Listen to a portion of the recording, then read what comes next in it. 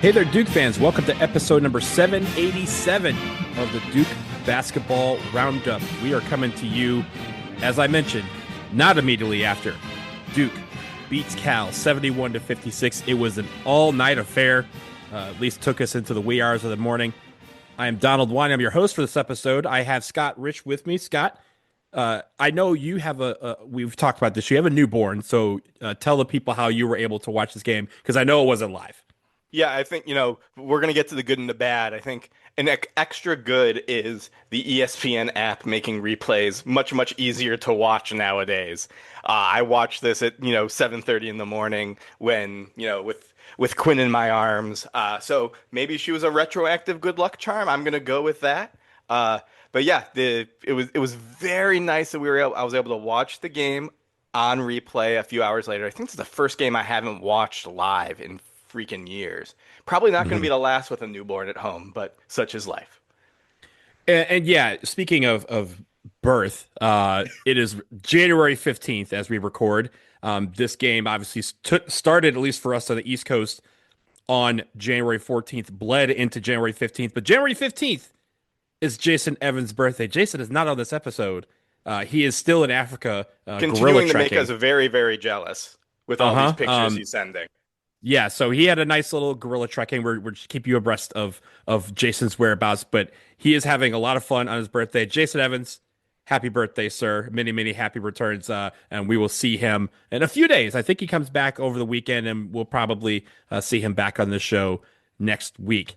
Scott, let's get to the game because again, it was a ACC after dark. You didn't get to partake in the after dark part of things, but at least you got to watch this game in a similar manner that we all did. As I mentioned, 71-56, Duke wins. They move to 16-1 on the season, a perfect 5-0 in the ACC. We begin as we always do with the headlines, and we got some good ones. And I'm surprised we got most of our headlines right after the game. So kudos to all of you out there who are watching the game. I imagine a lot of you were sending them from the West Coast, which is totally fine. The West Coast, as they say, is the best coast, but the East is the beast.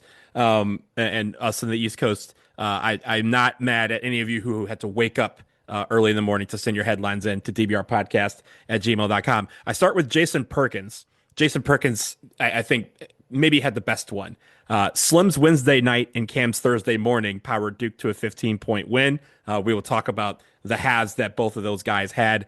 Scott Sauer wrote, Duke barely shakes off jet lag to recalibrate in West Coast win. I thought that one was cool. John Grantland, who always writes in, sends in several headlines. One of them that I liked was Grin and Barrett. Duke's D strikes Golden Cal in great road win for the Devils. Isaiah Kirby, a first-timer, so welcome to the show, Isaiah Kirby, wrote, free throws falter far from home, yet Duke stays atop the ACC throne. We will talk about free throws a little bit later. And then finally, Josh Dill, who writes in all the time, wrote in a great one. A showtime start and a second half surge send us to sleep time satisfied. Perfect, perfect, perfect, Josh Dill. Great use of alliteration, and again, summed up the game quite well. Thank you to everybody who submitted headlines again after every game. dbrpodcast@gmail.com. Once the final horn sounds, send in your email with your headline. If it's good, it will make the show. So let's start with the good. And you know what, Scott? I want to talk weirdly about the defense because it didn't feel like this game was one where the defense dominated until you looked up in the second half. You're like, oh, they haven't scored 50 points yet. And it just felt like, again, this wasn't a really big run. It was like a 10-0 run that we had, or I'm sorry, a 12-1 run midway through the second half that really put the game out of reach.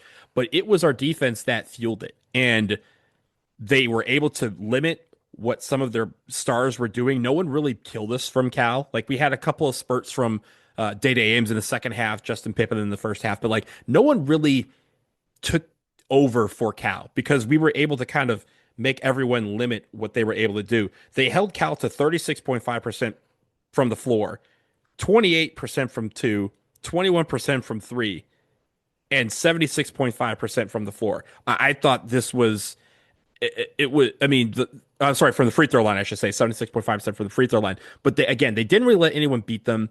And when it came time, into the winning time, you mentioned on the preview you wanted to see a team learn how to start to pull away. Here you go. You had to wait a few hours, but we got a team that started to pull away. Yeah, I think there's a big segment of Duke fans who watched the opening minutes of this game and said, "Oh crap, here we go again." It was another slow start, and I'm sure we'll talk about that more into bad, but the reason I bring it up is it wasn't a defensive slow start. Some of the slow starts we've had over the last month or so have really been lackluster defense, and that was not the case last night. That was offensive turnovers. We'll talk about that, I'm sure, in the bad as we talk about the free throws. But the defense was really strong from the get-go. It was just a little bit obscured by some of the offensive issues that we eventually ironed out. What I really was encouraged by is it seemed to me like this was a big John Shire adjustment game. And the adjustment that he made was we've been struggling on defense. We're going to simplify things down a little bit. You know what we're going to do? We're going to say, Dame Sar, you take out their best player, and let's go play 4-on-4 basketball against their four less good guys. And again, that's not always going to work. That may not work in the Final Four against that caliber of team. But against a Cal team that's really, really driven by Day Ames, like we talked about in the preview, that worked really darn well. Once Dame Sar took him out of the flow of the game, and he did that from the start. He did not score until the second half. And again, this is Cal's engine, their best player by far. He was already out of the flow of the game, and that had huge impacts. We'll talk a little bit about this, the intricacies of those runs, I think, a little bit more. Dame Sar wasn't on the floor in either of those runs, but his impact was. The fact that he was able to take Day Ames out of the flow of the game, even when he wasn't on the floor, Cal had to adjust. Cal had already implemented adjustments to how are we going to score against Duke when Dame Sar is taking Day Ames out of the flow. And then even when Dame wasn't on the court, those adjustments were still in place. Cal was still going to their second and their third options, their second and their third plans because of those adjustments. I thought that was really, really encouraging. I thought it was encouraging both from Dame Sar's development, but also from a coaching perspective of, hey, John Shire diagnosed an issue and said, hey, sometimes simpler is better. Sometimes we have to keep it simple, stupid. And it felt like that's what worked against Cal. They were also able to, you mentioned kind of taking the game away from Day Ames and giving it to the rest of the crew. And even when Day Ames had 8 points in the second half, they were all, it felt like fall away 18, 19 footers where he was really having to scrap for every single shot that he made. And it was the same thing with Justin Pippen too. Like we talked about, Justin Pippen was going to be the other guy who had the ball. And in the first half, he tried to do a lot. He tried to get the ball into Lee Dort. He tried to take some shots himself. He barely had open looks.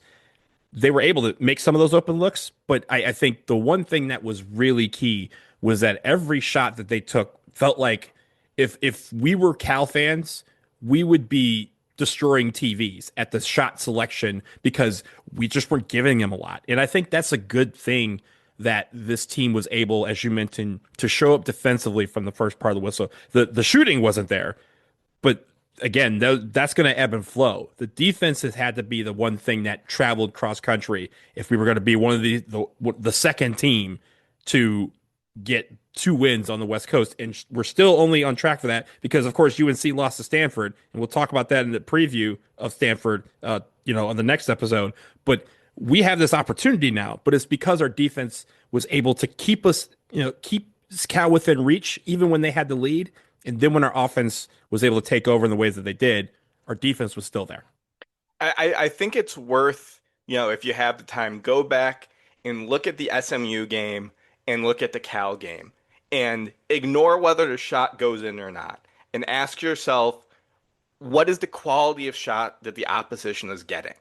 I left the SMU game feeling optimistic about our defense, even despite the metrics, because it just seemed like, hey, these guys were making really hard shots, and hey, their second and third guys were making shots they don't normally get.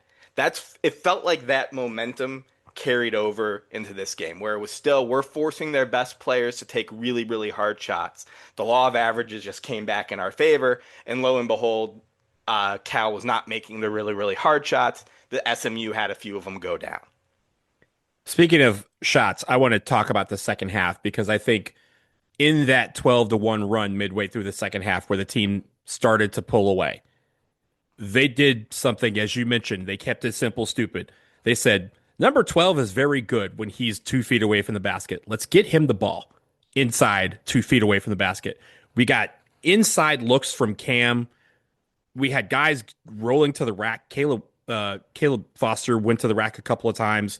Nick Haminia went to the rack a couple of times, but it was almost a concerted effort. And again, we still shot more threes than twos in this game.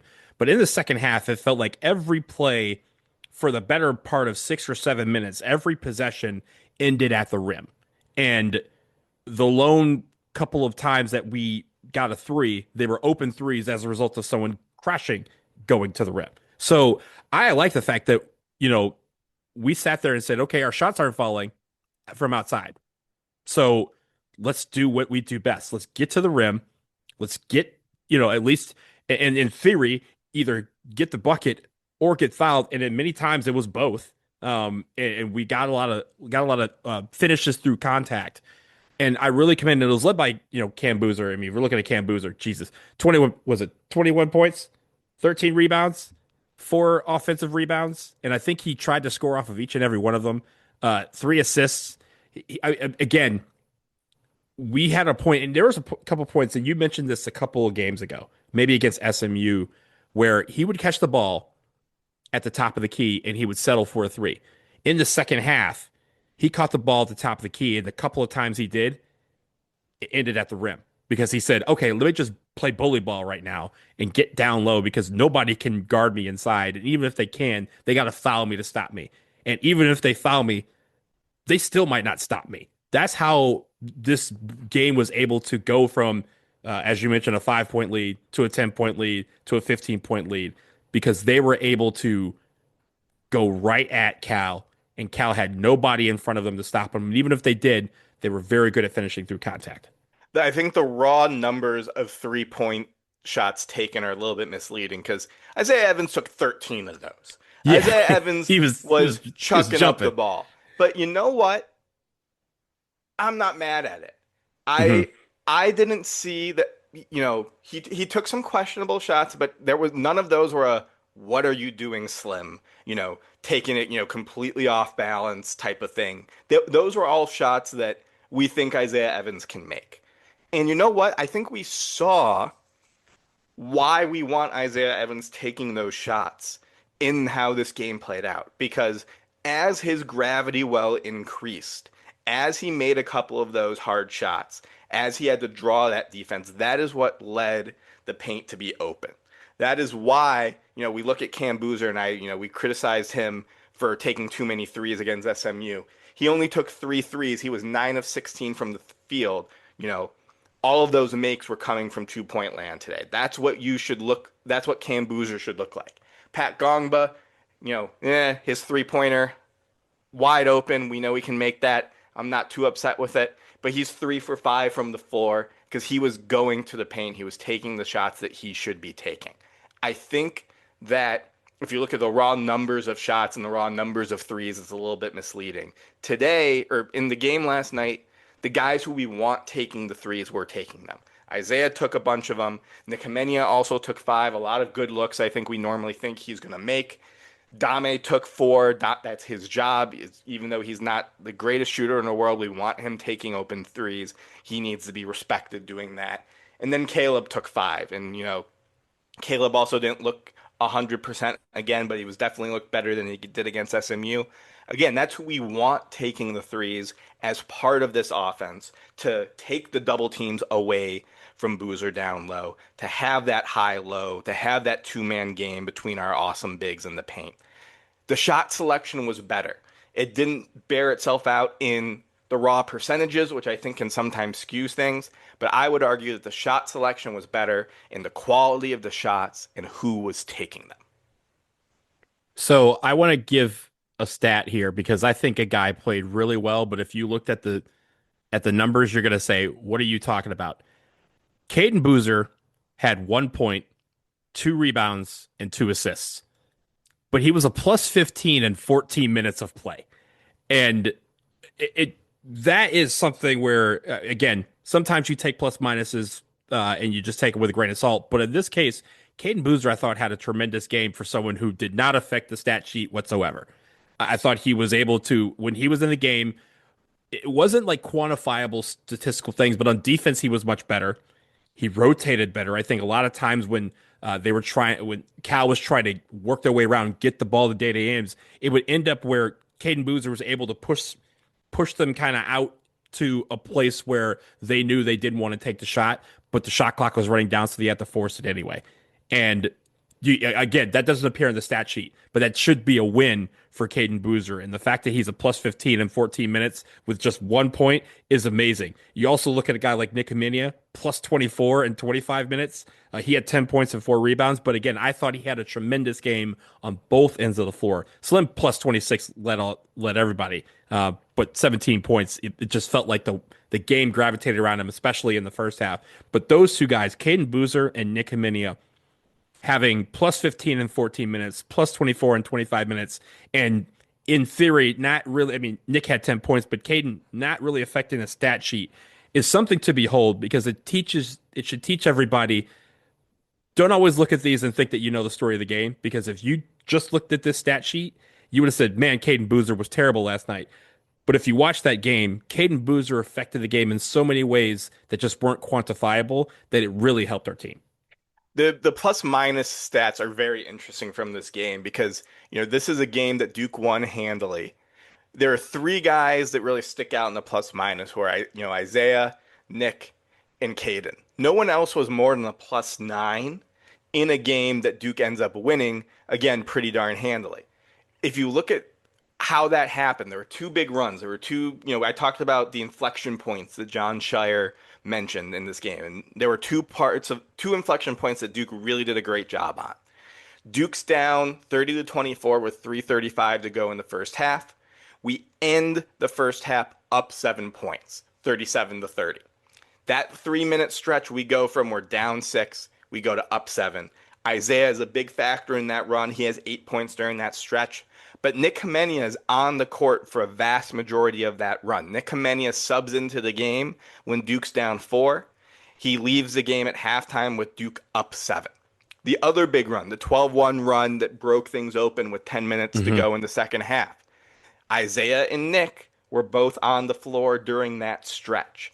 Nick Kamenia, who only played 24 minutes, who didn't start this game, was on the court for the two biggest runs in this game. One that gave Duke the lead going in the half, the other that gave Duke the insurmountable double-digit lead that we ended up carrying to the finish line. That's extremely encouraging. I think that's a major plus for Nick Kamenia continuing to get those minutes because he was solid defensively, good, not great. We know that. But he was the facilitator. He was the connector. Even if he wasn't knocking them in from threes, he was the guy who was getting a lot of those hockey assists, who was touching the paint and then kicking it out. He was doing those connector things that this team needed. I think it was one of his better games in the Duke uniform, even if he didn't have a monstrous 20-point game like his colleague Isaiah Evans. Yeah, I want to go back to that second run again, that 12-run midway through the second half, where, as you mentioned, they kind of got the insurmountable lead. It again in the preview you had talked about specifically wanting this team to figure out how to stretch a lead and then to hold on to it, and then that under 12 timeout, the under 8 timeout, that you saw that lead getting bigger. And that's what happened here. And again, the 12-run run was over the course of maybe 4 or 5 minutes, I want to say. It wasn't a quick fast where Mark Madsen could call a timeout and stem the bleeding. It was one where you kind of looked up and you go, oh, wow, that got out of hand. And especially when you're, on the East Coast and loopy at 12:45 in the morning, it was a great sight to see that these guys were able to really see a lead, see the blood in the water, and go finish him. Like, go out there and do the job. And as part of the connecting, the fact that they were, the reward for that is seeing Jack Scott and Cam Sheffield get some run at the end of the game. So, guys who give it their all in practice, but we haven't been able to get on the floor in quite a while because we've had some of these closer games. The fact that they were able to get some run should be, again, a reward for that. And it pains me that Iffy is not healthy because he would have been right out there too. So those kind of guys being able to see the end of the game and it close this out for us is a huge testament to the run that they had and also just the ability for the defense to say, okay, the door is shut now. Cal, you're done. Like we're taking this lead and you're going down the road to Stanford. This is going to be very, very, very important for our team to continue to build upon because yeah, sure. Some people like the close games. I've been on record. I don't care if we beat a team by 40. Of course, I don't care if we beat them by 1, but I'd rather they win by 40. But I want a team, as you mentioned, to take a game that they know they can close out and just say, "We're done with this conversation. There's no more coming back for you. We are in charge." That's what they did last night, and I'm glad that they were able to do that, and I hope they can learn to continue to do that in more games this year. That shows in the minutes played a little bit too. This is the first game in a long while where, Cam Boozer only played 30 minutes. Isaiah Evans only played 29 minutes. Caleb only played 28 minutes. Our minutes distribution was pretty even amongst our core eight. That's something that we haven't seen in a little while. That's something that you really like on the first game of a road trip, right? And this is essentially, an NBA style West Coast trip. Let's be honest about it, right? An NBA professional basketball players get fatigued when they have to go out on the West Coast for multiple games. That's what this team is facing. For us to have this performance, to be able to put the team away so that we don't run Cam Boozer into the ground in game one. That's something that could pay dividends, on Saturday when we go a little ways away and play Stanford. So the last thing that I have in the good is I always like to look at the intangibles, those stats that are usually at the bottom of the first page of that sheet. And firstly, starting with rebounding, that's not an intangible, but rebounding is important. 44 to 30. We had 16 offensive rebounds to their 6. And again, that was a lot of the reason why we were able to end a lot of possessions with points and they weren't. But the other intangible stats, points from turnovers, paint points, second chance points, fast break points, bench points. We won all of those categories. And in the cases of points from turnovers and paint points and second chance points, we won running away. And those are stats that when you look back, you see the hustle, you see the determination, you see the fact that in the second half, we just decided that we're just going to go in the paint until you can stop us. And oh, yeah, you can't stop us. So we're just going to keep doing it. Second chance points is a testament to those rebounds, not just getting the offensive rebound, but putting it away. 17 second chance points on 16 offensive rebounds. That's a great ratio. You want it, you like when you have that. And then again, the points from turnovers. There weren't a lot of turnovers in this game. I mean, Cal only had 11 turnovers. That's pretty decent. We had 10. Again, under the Jason's threshold of 12. But the fact that we were able to get 20 points off of their 10 turnover or off their 11 turnovers, that's huge. And that's what you want to see, those intangibles that people, again, when you're looking at a stat sheet, don't really look at that. But when you look back at a game like this, you see those were all the difference. The other intangible that I think we'd be remiss if we didn't mention was Isaiah Evans' defense.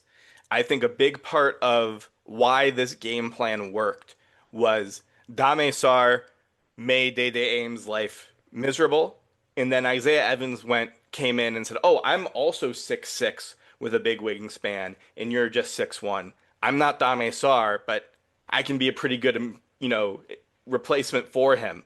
Isaiah Evans played great D and maintained that pressure on Day Day Ames when Dame Sari went out. Isaiah Evans had 3 blocks in this game, right? Mm-hmm. You don't see that for a perimeter player very often. And this is, the second or the third time he's done that. Isaiah Evans has defensive chops.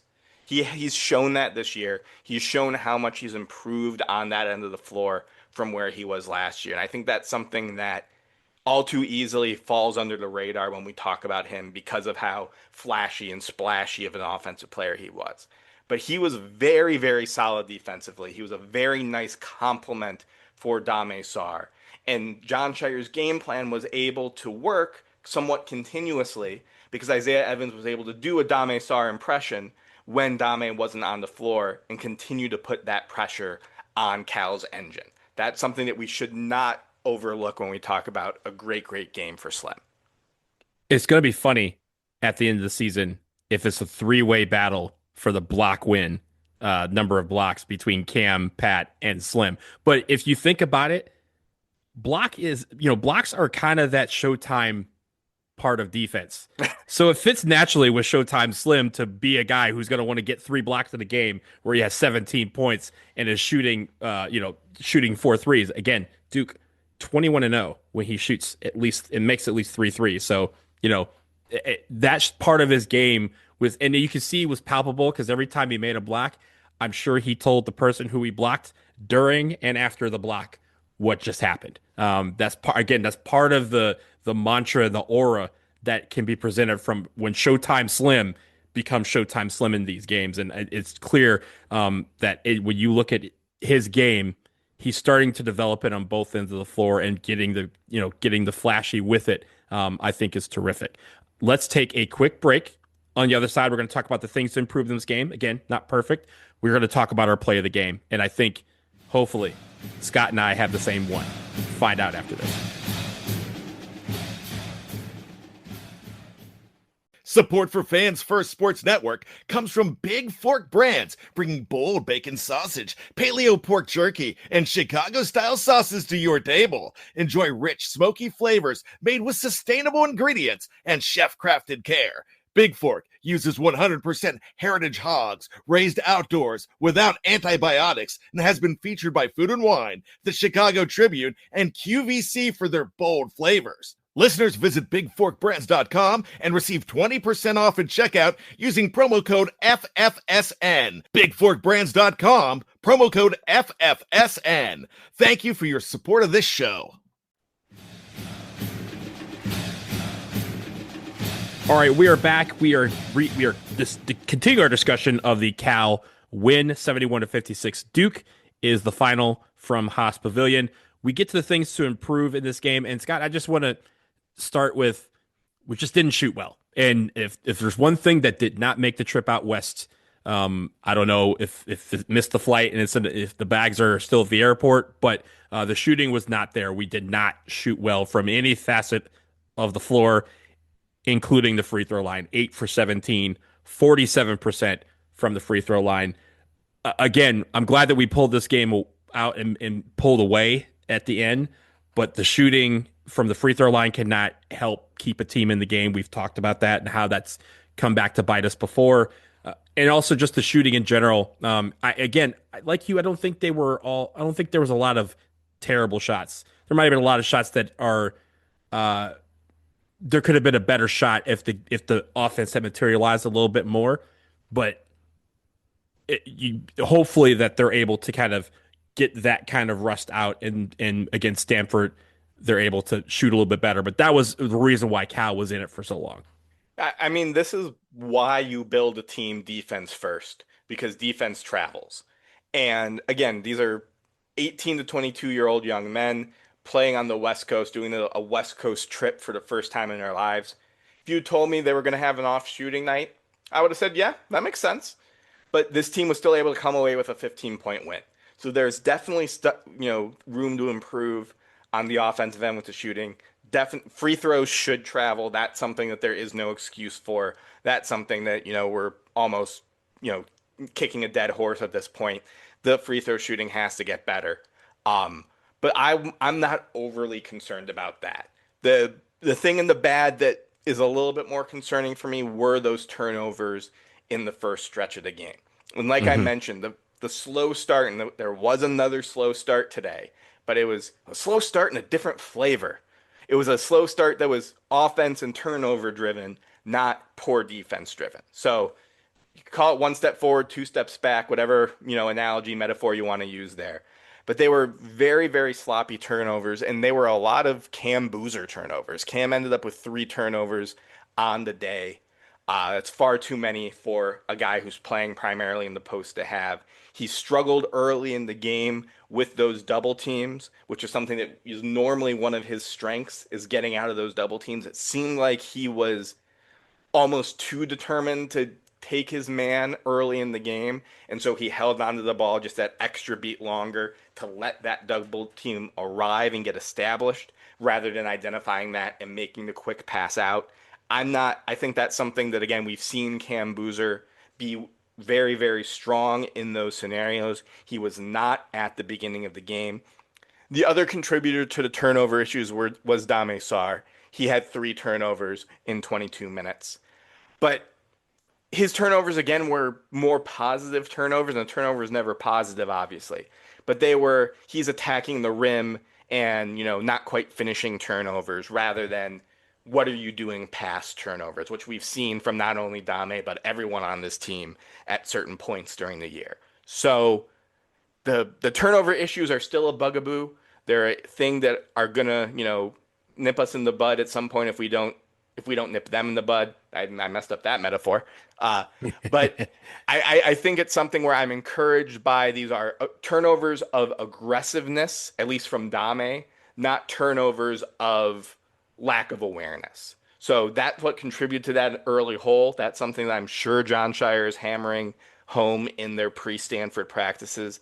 But that was a new wrinkle to this slow start that obviously has to get ironed out.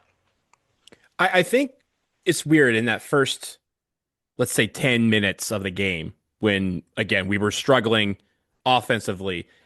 It was where there was definitely times where Cam Boozer especially would get the ball in the post. And I guess it was aggressiveness, but there was a little bit of a lack of awareness. And it's not like he lacks it entirely, but it was almost like Cal knew what Duke was trying to do with the basketball, and they were anticipating it, and they jumped some passing lanes. I know there was a couple of passes where we would drive to the lane, kind of try to kick it back out, and they would intercept that pass. And it leaves you to be like, oh man, why don't you just go all the way through?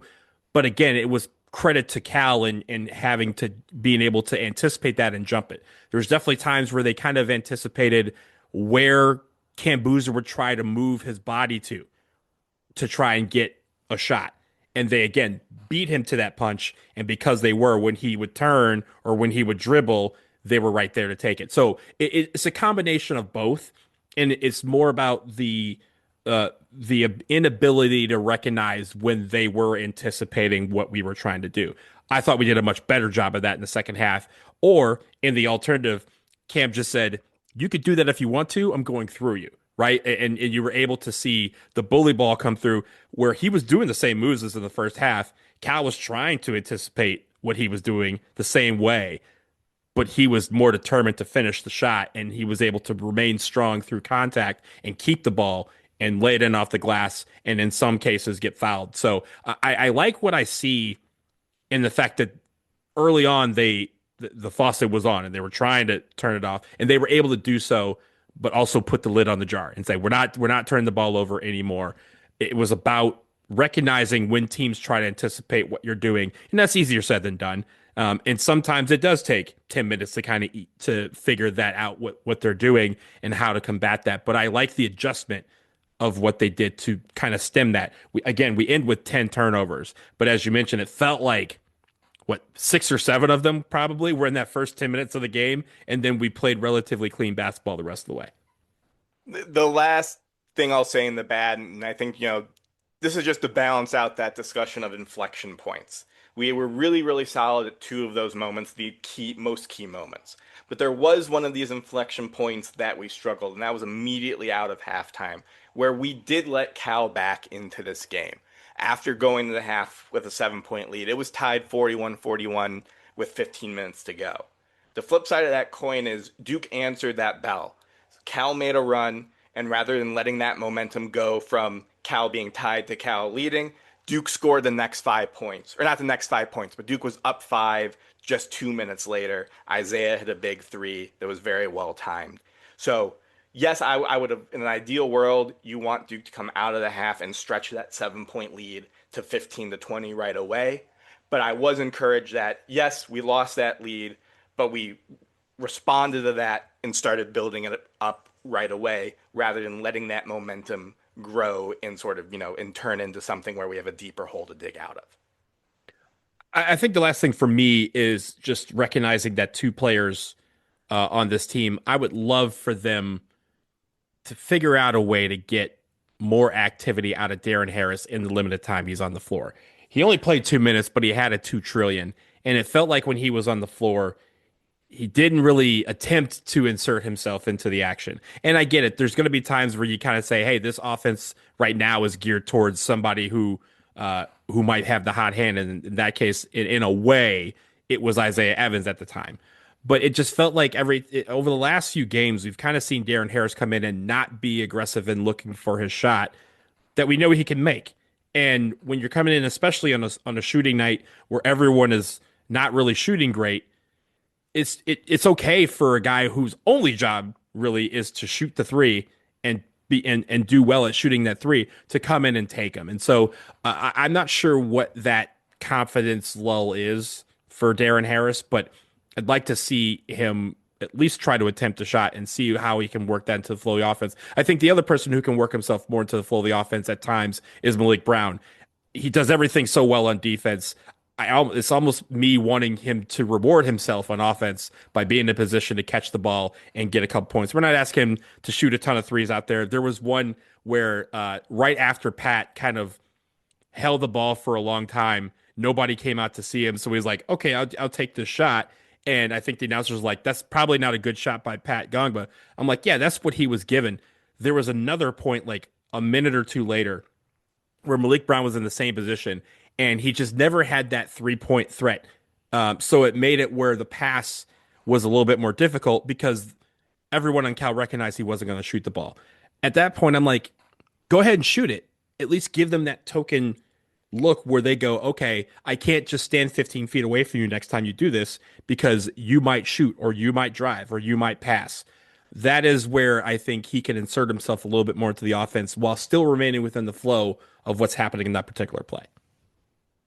So I think it's about time we go talk about the play of the game.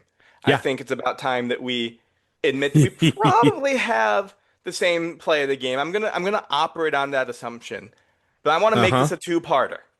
I want to make this a two-part play of the game because we're talking about Isaiah Evans' dunk at the end of the first half. Keep going. But that was not the only point of the game where Duke had an offensive rebound off of a missed free throw that they turned into a solid offensive possession at a key moment. Isaiah Evans' dunk at the end of the first half as part of that huge run was the first one. But lest we forget, with about 11 minutes to go in the second, where we're in the midst of this, Cal has brought this game back. It's a close game. We have that possession where we get 4 shots at the rim. And that all comes after a Cam Boozer offensive rebound off of a missed free throw. It's fitting that Cam was the one who ended up finishing it off. And I'm sorry, I think we had 3 shots at the rim, not 4. But he takes that third. He gets that 2-point bucket. Both of those plays that were hustle plays off, anytime you get a rebound off of your own missed free throw, that is the epitome of a hustle play. The fact that happened at 2 key moments for Duke, and not only did it happen, but Duke turned both of those into key baskets. To me, that's my joint play of the game, unified by that rebounding your missed free throw. So I'm going to take one half of your combined play of the game, because I think within itself, there's actually 2 parts to that play, that sequence. I'm going to go back to the end of the first half. Let's replay it in our minds. About a minute left in the first half. Caden Boozer's at the line. He misses a free throw. Big Pat gets the rebound. He kind of is towards the top of the key, and he's able to give it to Slim, who's on the wing. Slim kind of dribbled a little bit, took his man and said, spin cycle time. Puts him in the spin cycle, creates all the space in the world where all of a sudden he's underneath the basket by himself with nobody within 10 feet of him because his man is somewhere to be determined. And he just has that thunder jam. Now they go back down the court and Cal is like, we got to get that back because at this point it's 34, I want to say 34-30. Yep. Justin Pippen shoots a three that misses badly. And we get the rebound. We go the other end. Caden is like, okay, we can kind of set ourselves up here for what basically is the last shot of the half. Caden works the shot clock down before he passes to Slim. Slim is like 35 feet from the basket when he gets the ball. He takes like a dribble and a half in towards the 3-point line and then launches it from like 25 feet, drains it. He does a celebration, his three on the face, and Mark Madsen immediately is like, I can't wait for halftime. I got to talk about this now. That was in essence where, again, that run that you mentioned was punctuated by two great plays from Isaiah Evans, and I loved every bit of it. I wrote it down in bold, and I was like, I don't think there's going to be anything that touches that sequence. And in my mind, I was right. That was a great sequence, and it kind of, again, summed up the half, especially for Isaiah Evans. But again, as you mentioned, throughout the whole game, he kind of had that aura about him. And when he has that aura, we all know Showtime's coming, and Showtime is fun to watch. With that, we're going to end it on this episode of the Duke Basketball Roundup. We will be back in your feeds tomorrow. Tomorrow, maybe around lunch or so, because obviously we have a game this weekend. Duke stays out west. They're playing the Stanford Cardinal, plural. Or no, I'm sorry, a plural, Singular. but singular. Yeah, singular. And we will be back to preview all of that. And also, we're going to talk about the transfer portal, because some news came down about the transfer portal that I think for once we're all going to like. But that's going to be for tomorrow's episode. Until then, he's Scott. I'm Donald. For Jason on his birthday, it's the Duke Band to play us out and take us home.